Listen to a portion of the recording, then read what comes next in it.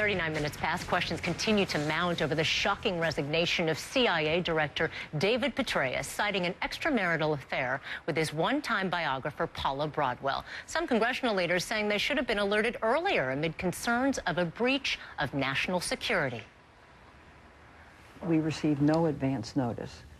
It was like a lightning bolt. The way I found out, I came back to Washington Thursday night. Friday morning, the staff director told me there were a number of calls from press about this. I mean, this is something that could have had an effect on national security. I think we should have been told.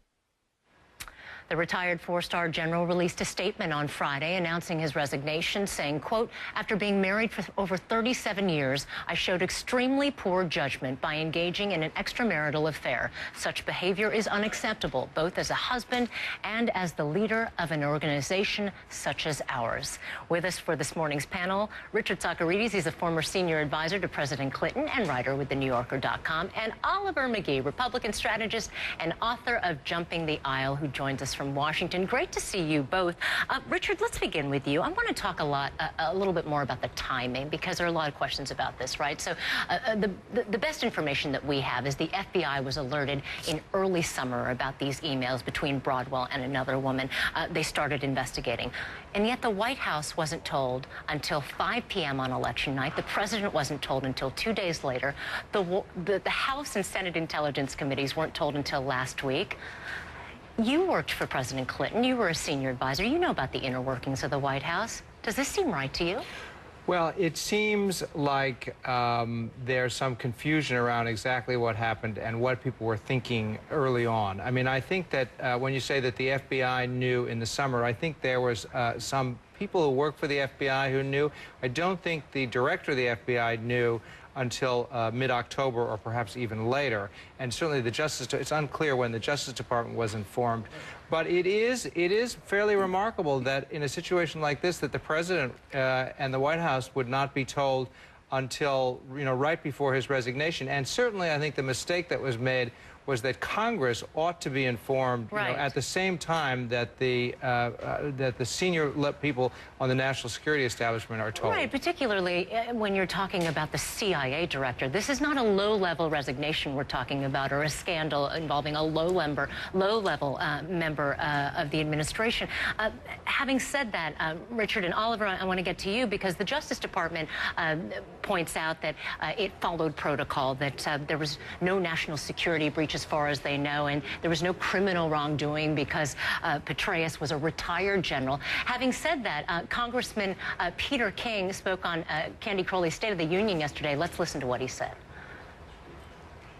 It seems this has been going on for several months, and yet now it appears that they're saying that the FBI didn't realize until Election Day that General Petraeus was involved. It just doesn't add up that you can have this type of investigation, the FBI investigating emails, the emails leading to the CIA director, and it taking 4 months to find out that the CIA director was involved. Oliver, I understand his point there, but the Justice Department says it followed protocol. It pays very close attention to these types of things in terms of notification. Shouldn't that be enough? Yes, it should. Essentially, what we're looking at is the question of executive judgment. And executive judgment's about empathy, asking proper questions, and ultimately service. And when we look at the service of General Petraeus, he is a war hero.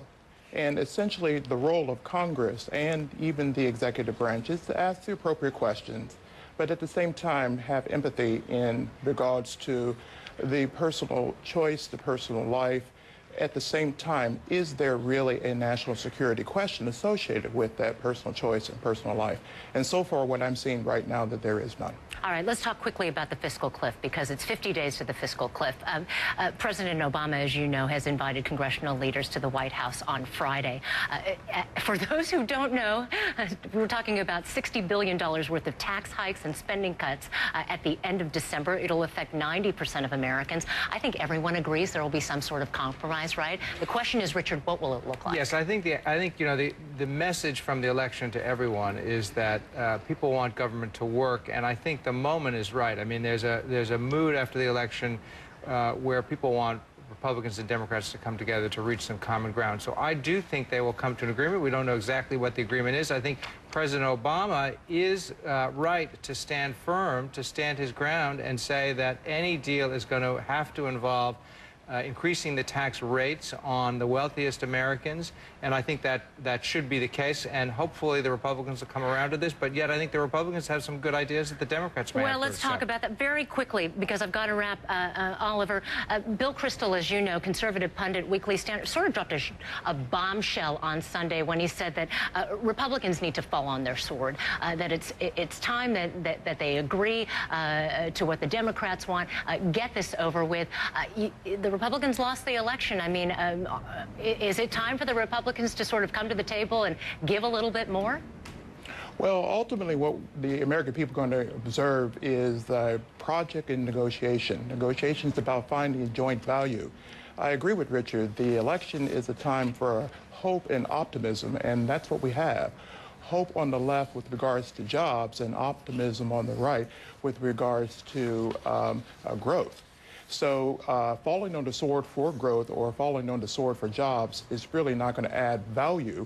What the American people said in going back to the founding fathers is, if the Romney 47 and the Obama 47 can't agree, the 6% basically went to Obama as a result of a perfect storm between Isaac and Sandy.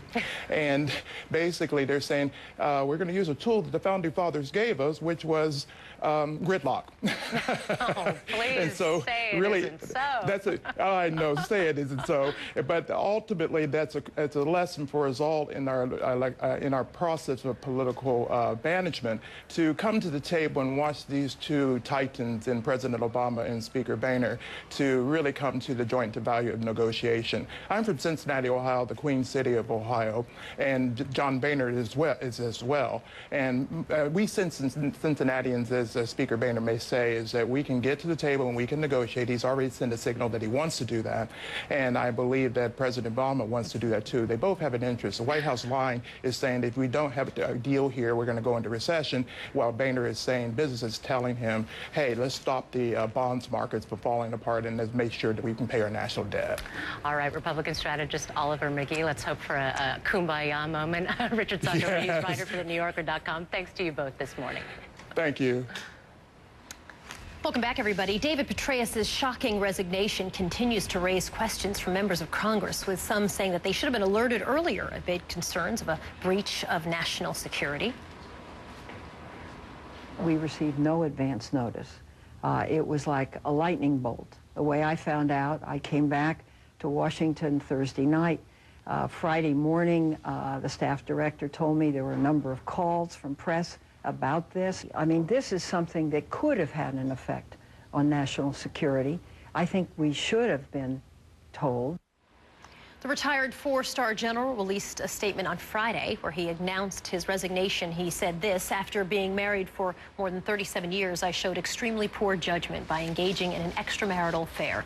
Such behavior is unacceptable, both as a husband and as the leader of an organization such as ours. Back now with us this morning, Richard Socarides is a former senior advisor to President Clinton and writer with NewYorker.com. Oliver McGee is a Republican strategist. He's also the author of Jumping the Aisle. Nice to see both of you. Thanks for talking with us. Oliver, I'm going to start with you. We know the timeline somewhat. We know the FBI was first sort of figured out the affair in the summer, that Broadwell was interviewed on October 21st. She is the other woman, if you will. James Clapper, though, the director of national intelligence, wasn't told until Election Day. The president apparently not notified until Wednesday. Do you see, as some do, some kind of scandal in the timing itself? Well, I think that what the common theme that we're seeing is the question about transparency and disclosure in public management.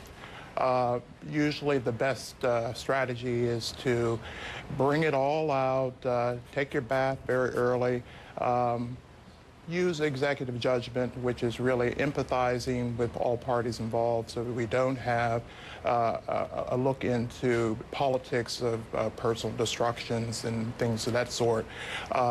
The the question here of whether we have a national security problem with regard to one's personal life is still debatable.